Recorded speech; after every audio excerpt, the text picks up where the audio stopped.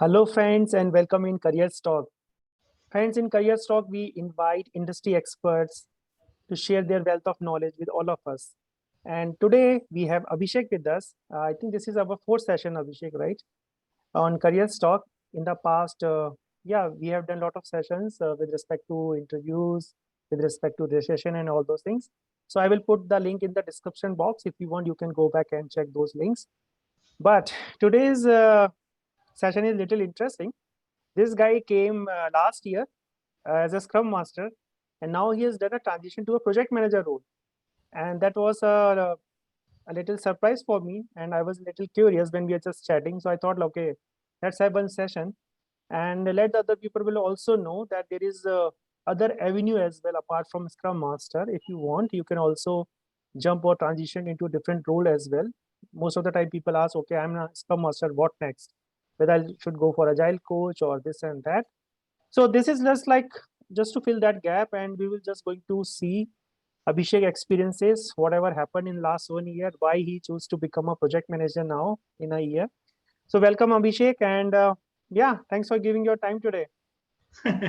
See, first of all, I am honored and thank you to you because you have given a tremendous light to many of the people who are now actually placed as a Scrum Master, Agile coach in different organizations.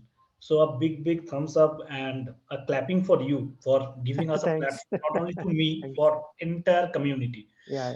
Coming to the second one, yes, you gave me the opportunity last year, but as Bhagavad Gita says, na, change is constant. So I am just flowing with the change. What is the requirement or the need from the customer? That's great. But yes, again, thank you, and probably we can start the session. Sure. So let's start with this one only, like how this has happened. From last year, you are working as a Scrum Master, and suddenly, I would not say use the word suddenly, but I'm sure like there might be some good reasons for you as well, right? To work as a project manager. So there are what's the difference, and there are a lot of questions which are coming in my mind. So obviously, if you can tell all those things, it will be great, Abhishek. Just share your experience. Floor is yours. See, that's I was very passionate and still now very passionate about Scrum Master role. But sometimes there was saying, na, okay, circumstances obliged me to do so. So the same thing happened with me. I changed my earlier company, joined a new company, then got the project as a Scrum Master. But suddenly the project manager got some illness and she has to take a leave. So on that time, being a Scrum Master, I was bit close to the project manager. And as you know, Agile is also telling the working software is the primary measure of success. So I thought, okay, let me do that. And to be very honest, I become a PM by getting escalation because as a Scrum Master, I thought, or my mentality was to empower a team, to enlighten the team, give them the courage so that they can be self-organized. I was not responsible for any delivery, being a Scrum Master, but I was responsible for maintaining the backlogs, maintaining the Azure DevOps or Jira board administration, but not taking the ownership of delivery on time. So there was a big challenge for me to change that mindset from empower person to a person who will be ordering or managing the team to give a on-time delivery. So in my last videos, many times I have highlighted that in whatever the field, you need a coach. So when I got the escalation, I can remember that on July I got the escalation. So on that day, I first called my earlier manager, project manager, where I used to work in my first company. Because you cannot learn mathematics from a history teacher, right? You have to call that person who is actually expert on that field. So I called and I noted down what I need to do. So do you want me to tell that what was my process to Yes, make that yes, yes. Of transformation? course, of course. Go ahead. So the first advice I got from him that when you are a project manager, you need to have a very clear mind that there are some problem where you need help to client. There are some problem where client actually looking for you to help. And there will be some problems which are unknown, but that has to be handled by together. So first remove from your mind that you are from a vendor company. Just think as a partner. And Scrum already given us that transfer inspect and adapt, right? The final word was the transparency. So being a PM, you need to be very transparent. Don't highlight the risk or the unhidden things at the last, that today if I am not going to say, then I will be saved, but sooner or later it will be displayed. So better to have a transparency, and actually people love it. If you are highlighting any risk or any issue, people actually thinking, okay, at least something is coming before, without any last minute surprise. So I have pointed out these three things, that what I need to do. And third, what I need to ensure is that, being a project manager, your role is to ensure time, cost and quality. Three things, because if your delivery is not on time, it will impact on the time and also as a result to cost. And at the same time, it will also put some negative comments on the quality. So these three things I need to ensure. After that, I went to many of your videos where you have some videos on project management, gone through some education, that what I need to do. So from there, I came to know that we need to proceed with some steps. Definitely, it was a challenge to change the mindset from Scrum Master to a project manager. But there were few steps by which you can become. So now let me describe what are those things. First is work breakdown structure. So in a project, let's say for my project, it was a technical project. I do have experience in data warehouse, Power BI, but this project was Salesforce. So what I did, first of all, I got the architecture diagram. So, and it is applicable for anyone, any of the Scrum Master or who is aspiring to become a PM. You can just go to the architecture and write down the points. Means what are the area where I need to have some contact. You will be having database for any project. You will be having a platform, that may be Salesforce, that may be SAP. Then you will be having the APIs from where the data is actually coming from one system to another system. Write down the contact person of this system. One is for database, second is for the Salesforce or the platform, and third one is for the APIs. So now you have the clear picture, because as a Scrum Master, I know my role was to remove the impediments. So being a project manager, it also comply with the removal of impediments, so that your team can be more focused on their delivery. But when we are calling about ownership, that means you cannot request everyone or every time. There has to be a line or LOC. After that, you have to raise your voice, that if I am not getting, what is the next level of escalation? Scrum Master doesn't come with escalation. He is actually sharing his thoughts with the program manager or project manager in case of there is any decrease in velocity or capacity planning. But as a project manager, you are now the owner of entire delivery. So this is the very important thing when you are working as a project manager. Now in the next hub, probably Sunan, will you be allowing me to describe that how you can proceed, that how you can improve your productivity? Yeah, please go ahead. I have a couple of questions for you, interesting questions, but at the end, I don't want to hinder you Okay, sure. because I have some few thoughts which are coming in my mind, which I want to ask you, but not now, at the end of the Yeah, session. yeah, sure. Go So ahead, yeah. what I did, although we are having DSM, we are having the sprint planning, everything was there. But I have started initiating a daily stand-up call in the morning. And this call was not only for the Scrum team. This call is actually based on all the members related to the different system. And I am having the Excel file for the work breakdown structure. So just to let you know, you can download that Excel format, and that is called Gantt chart. So if you can download that template, it is also giving you that work breakdown structure. So you can just write down what are the areas you need to address. So we are having all those point of contact from different system or the APIs. And on a daily basis, I was sending the daily status report, that how we are progressing. If there is any issue, then definitely you are having some person or the escalation point to whom you need to highlight. So on that way, on a daily progress, you can relate it with the Scrum.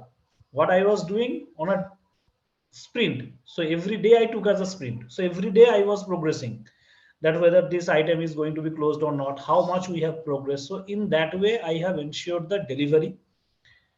In the second way, it has also given a tremendous mindset to the team members that yes, we are having someone who is actually taking care of the impediments, and in the same time he is actually taking care of the entire team to maintain the quality. So being a project manager, these are the important things. And at the same time, there are few more job where you need to work on. One is the estimation, because your program manager may come and ask you that I am having a new project coming on my pipeline. So can you please share the estimation? So on those estimation, you need to have a good contact with the team lead or who is actually having the good knowledge on the technical point of view. Because if you are a scrum master and don't have that skill set matching with the project, then it's difficult to estimate in terms of the technology. So there is a small saying, if you are not able to see and someone is not able to walk, it's better to shake hands, right? So both of them can survive. So the same way, I was not good in technical, but at the same time, I was able to manage the people. So I shake hand with the team lead, and we have jotted down, okay, these are the things that need to be addressed, and in the same way we have achieved that. So just to summarize, being a project manager, you have to see that where are the impediments and where it is been removed or not. If you are hiding something, then sooner or later it will come as a very big problem for you and you have to be answerable. As a scrum master, you don't have any ownership, but as a project manager, you have to own the delivery. And I am telling you, it may be a 6 month or 7 month of action that you are ensuring all the points, but when the project goes successful, you will be getting a lot of good appreciation emails, and that is actually making you very happy. So I am very happy by transitioning from SM to PM, and I have one line to all of you, that in any company except the salary, nothing belongs to you. So don't be too much attached to that I have to do the scrum master job, I have to do the PM job. It's all about the company's need and we have to change. So just learn, as I told in my last video, the scenario is getting changed. There are laying off. So you need to have multiple hats on your head so that you can enter into any of the opportunity if God gives. So that's the thing. You should progress. Okay. Anything else you want to add? So just be positive, and there's only one thing. As many of us, we are having the BTech degree. So if we are able to gather more than 80% marks just by studying 1 month, so these new roles are smaller than that challenge. So you can do anything. Okay, great, Abhishek. Okay, Abhishek, I have, I don't know, some mixed thought on whatever you said. And guys, just for your info, we just started this session and we are just recording it. So we don't have any prior discussion on this. But I have a few questions for you, Abhishek. So you talked about escalation in the beginning that, escalation, I heard this word a couple of times. So first of all, don't you think that we should not reach to that level that escalation is happening? It means that something is wrong in my Scrum teams. That's the reason that escalation had happened. And then, I mean, I don't know the what's the purpose of that escalation. Of course, looks like that delivery is not being given on time. So if we are having our daily Scrum calls before you become a PM, right? There might be some reason, underlying things, some red flags, which could have been come into picture, right? Everyone should aware about that during our daily Scrum calls, and then maybe you have more calls, weekly calls with your PMs or to your customer. And Scrum, Agile never say that you cannot just go and reach out to your end customer or anyone, client, whatever you call it, right? So that's the first point for you. Second point, you mentioned about WBS and Gantt chart and this and that. That's okay. That's okay. For me, it's again just a representation of your work. And if you go and check the Jira or any other tool, Excel sheet or anything, of course, we need to break down, and that's the reason we have having our epics and then user stories, right? We are breaking down our big requirements into small chunk of user stories, and then further we are breaking into multiple tasks. So if you ask me honestly, for me, moreover, it's the same data representation thing. Maybe for you, it's Gantt chart looks pretty good. I have worked on all those things. I was PM once upon a time, so I was aware about how it looks like in Gantt chart and all those things. So that's second thing. Third thing you mentioned about that now you are having a daily status report. So the word which you have used, daily status report, that's again something which is like little awkward for me. So when I was just visualizing you there, and then all your team members, and then again all other different vendors, and everyone is taking those calls, and everyone is just giving their statuses that okay, I've done this and that. So if that's the case, then what we are doing in our actually daily Scrum calls, don't you think it's a overhead for your team? You know, and then the last thing which you mentioned about estimation. So estimation is again, it's very, I would say, a generic thing.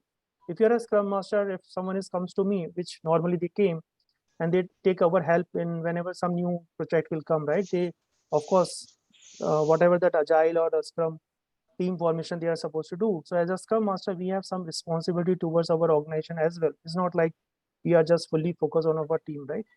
You might have also heard about org level responsibility. So this is one of them. When you take the interviews of other team members for your organization, that's for all the responsibility which you are doing as a Scrum Master, right? So when you talk about estimation, I think this is one of the responsibility which actually I have also done a lot of time being a Scrum Master. Estimation to the large project when we are getting some large bids and all those things. So we got those kind of things input, and we will dragged into those calls, and to provide our input and update those estimation and all those things. So that's the fourth thing. So that's the 4 point from my side. It's up to you now. What do you want to say about it? Yeah, so let me first answer your first question on the escalation. So it's a very wrong myth I have observed in many of the IT industry guys, that they have made this word escalation is like a buzzword. If I go to a dictionary and say escalation, escalation is actually sending one email to my upper hierarchy. Right? Escalation doesn't mean that it contains only negative message. So that's the wrong perception I have seen on many of them, that people use this escalation, that means there is something bomb blasting is there in my project. That is not the case. Escalation means if someone is not taking the responsibility or not taking action, then I am just informing it or forwarding it to the upper hierarchy people. So that's the reason of using escalation. Coming to that second point, that it was more related to the daily stand up to the DSM what we are doing. So I have clearly mentioned into the daily stand up, when I am a PM, my scope is not limited to only a Scrum team. When I am a PM, my scope is now also extended to the multiple teams which are having the dependency or associated system. Just as I said, in my project, one Scrum team is there who is actually working on the platform or the Salesforce technology. But there are database, there are APIs, and there are contact person. So to make my project delivery on a time, we also need to have all the plates on the same table. So that is the reason of having the daily stand up with all the stakeholders. That, let's say, just an example, from a Salesforce to the SAP, I need to have an API and I need to transfer a data. SAP is working fine, Salesforce is working fine, but I need someone from the API team who will uh, place that API, right? And for that, I need to have a tick mark, just to have a concern with the point of contact. Do you have any issue or not? Is there something we need to reach out? So that is the answer to the second point, why we are having the daily stand up, and it is not limited to my Scrum team only, because my scope is not wider. Now coming So to the, yeah. sorry. So don't you think that that's the reason we are having Scrum of Scrum calls, where a Scrum Master will go and share those things, those issues with the larger audience, with the larger teams, right? Yes, but here again I need to say the project, I am not allowed to say the name of the client. The thing is, in many projects, what I have observed, although people are telling we are agile, there are many times we have observed it's a quasi agile. Maybe there is a one Scrum team, but actually on the back end there are many things going on the waterfall. But at the same time, the primary success is coming when the delivery is done on time. So it's an area of improvement what we have suggested, and based on that, we are actually going to cultivate it from the next session or from January. So what measurement we took? we have clearly mentioned, and the business is also agreed with the point that there should not be multiple teams, and we should not be reaching out to the multiple teams on a basis of when we get the issue. So better to identify first, or have the proper planning, that what are the dependent system we have, what I did in Nexus in the scaled framework, right? In the sprint, so in the Scrum Nexus. So the same thing we are going to use in the January, from January. But this is the time when I onboarded in that project. So being a new guy to a new system, my primary focus was not to bring the change suddenly, better to prove myself from a delivery point of view. Because change they will be able to see, but they will not be compromising with the cost what they planned. So that is the answer of your third. Now I forget the fourth question what you asked. If you can remember. Estimation. Yes. So on estimation, what happened? So maybe I forget to mention the nature of our project. So what is the nature of our project? It's not like the typical project. It's a platform, and under that 30 applications are there. So what we are doing here, whenever a new application owner is coming with their requirements, we are actually gathering it into the backlog, and we are actually serving on first come first serve. So that is the reason I told that although there one project is going on, it may be possible we are taken into another project. So in our sprint or in our Scrum, we are currently doing three projects at the same time, or I can say three applications. So that's the reason maybe one application is going on, development is going on, testing going on, but suddenly one requirement came. So based on that, I need to provide the estimation. So that is the answer. So it may be varied based on the nature of our project. It's not that something that typical project. So that is the reason we are having this kind of multiple estimation throughout the journey. Okay, great. I try to ask question in a different perspective. So, but then you have replied in a good way. Okay, so I have a last question for you. So now you have Scrum Masters in your current teams, or you don't? Do you feel that there is a need of Scrum Master, or do you think that PM role is enough to work? Again, whatever guys we are discussing is our individual thoughts. Okay, something work for him, for me, maybe not for you. Okay, so all, as we mentioned, that all teams and all circumstances, all organization, all sub teams are different. Okay, so that's a small disclaimer. Yeah, Abhishek, sorry. So it's a tough question. So whenever I am looking for the social media, LinkedIn or scrum.org, it's my thought that it depends on country to country. If I am working in European country, then they are having a clear roles description, that what a scrum master is going to do and what a project manager is going to do. But when I am looking for India job openings or India job description, you can see they are having multiple, even complex combination. That a scrum master should be a technical guy, a scrum master should be a tester, a scrum master should be everything. And they're also mixing it with the project manager. Maybe it because of the cost cutting, maybe it because of the some misconception many people have. I have done a survey, and many people just thinking the job of a scrum master is to only facilitate the calls. He doesn't have any ownership. His role doesn't brings any fruit. So this misconception is tough to change, because ultimately, if our organization is transformed from waterfall to agile, or from a as it is to be a modern one, then it has to be organizational push. But if the higher management is thinking that there is no need of Scrum Master, we can club it with the program, project manager, just having a certification. So that is the challenge. And third is definitely, as I told in my last video, that we have to address the change, because the change is constant. So multiple news we are getting, the layoffs are now increasing day by day, even in US, even in Europe, and even now some of the IT companies have started layoff. So just to protect ourselves, it's better to cope up with the change and to address the change. And what I always used to say to all my friends, that except the salary, nothing belongs to you. So if your salary is not getting credited on time, then it's a concern. But apart from that, just focus on doing the work on a better way, and that's the only way to survive. So answer to your question, it depends on country to country. even company to company. So that's my answer. True, true. Thanks, Abhishek. Guys, this is the honest and transparent discussion which we have. I try to put my point as well in front of Abhishek, and you might have seen that the kind of conversation which have. The only intention to give this session is to just to give a different perspective, like what's happening around the world, different cultural, different background, different companies, right? So yeah, that's the only purpose of this session. And with the help of Abhishek, we just try to explore one more option of a PM.